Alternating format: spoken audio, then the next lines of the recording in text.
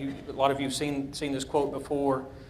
They shall beat their swords into plowshares, their spears into pruning hooks. That's a kind of familiar passage for a lot of us.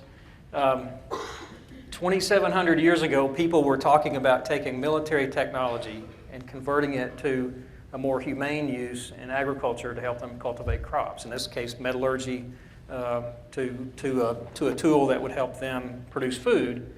So as we think about today, and if you look at the General Atomics Reaper, I'm not sure that was the most appropriate name, or maybe it is. If you look at that UAV today, the unmanned aerial vehicle today, we ask the same question: can we use the technology that's inherent in that vehicle and apply it to agriculture or natural resources in a more humane use? So that's where we'll go. We'll talk about agriculture. And as we discuss agriculture, really the key point is information. Information is the currency that drives agriculture today. About 20 years ago, we started using GPS, another one of those military technologies. We started using GPS on just about every agricultural machine. Today, you go buy a new tractor, combine, they're all equipped with GPS from the factory. GPS allowed us to do things that we just really never dreamed of. As that combine drives across the field in the photo harvesting corn, it has a sensor that measures yield. It measures grain flow at every point as it drives across the field. You combine that with a GPS position, we can very easily develop a map, we call them yield maps, that show the corn yield across that field. So immediately we can look at the geospatial variability in that yield of that crop. And then we start to ask questions: why is it more in some places? The green regions would be very high yield, the yellow or red would be areas of lower yield. So something happened in those areas of the field where that plant maybe did not reach its genetic potential, or the potential of the soil, or the available rainfall that we had last year. One of the problems with that, it's an after-the-fact measurement. We know what happened last year. There's really not much we can do about it this time, but perhaps we can plan differently next time. So the idea is to try to maximize the potential of that seed, the field, the climate that we have available to us, but how do we control the variability that we saw out there last year? Well, again, over the last few years, engineering has developed a lot of tactics that let us address that. If you start at the top of the slide and look down, the tractor is planting. Below that, there's a machine that applies liquid fertilizer, and then below that would be a center pivot irrigation system that travels across the field. In all of those cases, they're using variable rate technology. So as the machine moves across the field, it has the ability to change the rate at which it applies either the seed, the fertilizer, or the water. So in different parts of the field, we may program it to tell it that, hey, the soil is not so good here, let's apply less seed. We'll space the seed out more. The tractor can do that automatically. Or maybe the soil is less fertile, we need more fertilizer here. Again, the control system does that automatically. The same thing with water. If one part of the field has a different soil type that needs more water, that irrigation system has GPS on it, and it will start applying more water in that particular part of the field. So we've developed these tactics to address the variability, to help that crop reach its potential. But the question is still, what's the information that drives that decision? How do we know where to put more water? How do we know where to put more fertilizer? And so that's really where the concept of unmanned aerial vehicles or unmanned aerial systems come into our discussion today. It's the ability to develop real-time information or actionable information right now, to let us make a decision tomorrow morning. With the unmanned aerial systems, we can fly today, collect information. Again, it's all about information.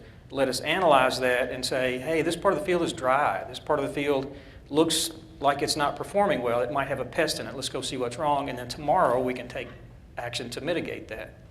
So if we start with a UAV, one of them up here is on the stage with us, one of our fixed-wing aircraft that we use.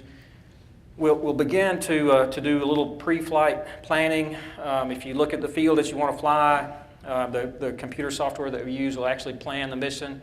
It plans out the flight path to get the resolution on the photographs that you would like. From there, we go into the field, launch the aircraft, and at that point, it's autonomous. It flies on its own, across the field, takes photographs after photographs after photographs. It will come back and land exactly where we told it to land. And then we process the data out of that. And literally there will be thousands of photographic images that we process. So one spot in the field might have tens of photographs that have photographed that particular spot. The software stitches all those images together to get the highest resolution image to tell you what you want. And so here's one of the center pivot fields at E.V. Smith research unit between here and Montgomery. So you can see the arc where the center pivot travels across the field. So that's the initial image, visual image that we would process. If you zoom in a little bit more, just visually, I think all of us would begin to look at that and say, hey, there's some interesting things there. Those are rows of corn. If you were standing on the ground, you're never going to begin to see differences, but from the air, you can see those differences.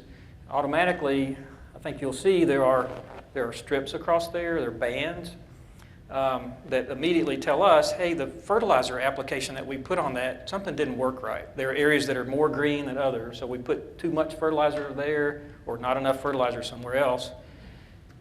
If you process those images further, if you had a near-infrared camera or a multispectral, hyperspectral camera to get much more information out of the electromagnetic spectrum, we can process those. One of those at the top would be an NDVI image. It's a normalized difference vegetation index. It's a really nice quantitative way to look and say, how green is that plant? How much of the visible spectrum is the plant absorbing? How much of the infrared spectrum is it reflecting back? That tells us something immediately about the health of the plant or how vigorous it is. So the NDVI image really lets us begin to look and see, is there part of that field where the plant is stressed? And then we can go to the field and understand why. Is it a lack of water? Is there a pest there? Is there a fungus or a disease? Does it need more fertilizer? So those are the questions that the image will point out to us. And those are things that we would never see visibly with our eye, especially standing in the field, walking through the field.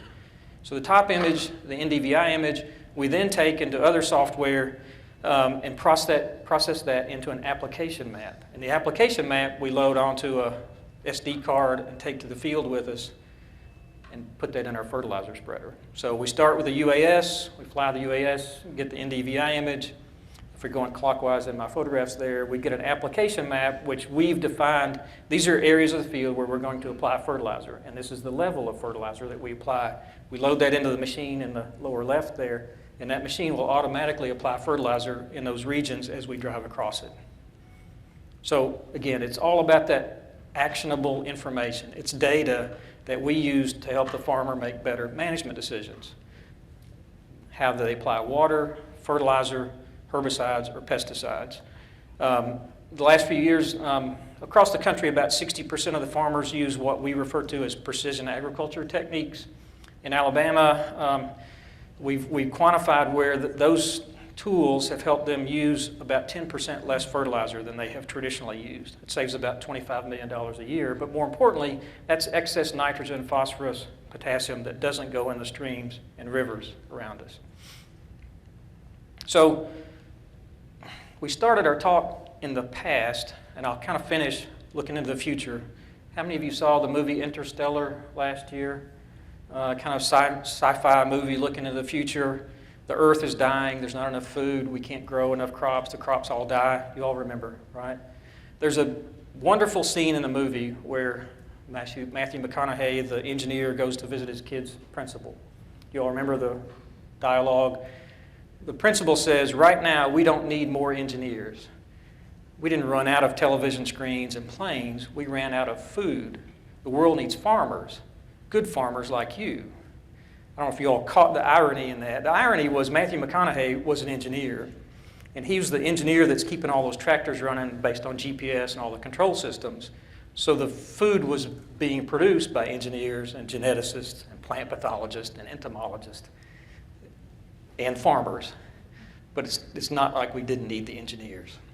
So to close, clearly we can take advantage of military technology, turn it into technology that we can use in a humane activity of producing food for humanity. The UAVs are one of those tools that provide information, and the information is really what's important, and that information helps us make better management decisions so that we put the nutrients, the right amount of nutrients, the right amount of water, only where we need it and not everywhere else where we don't need it.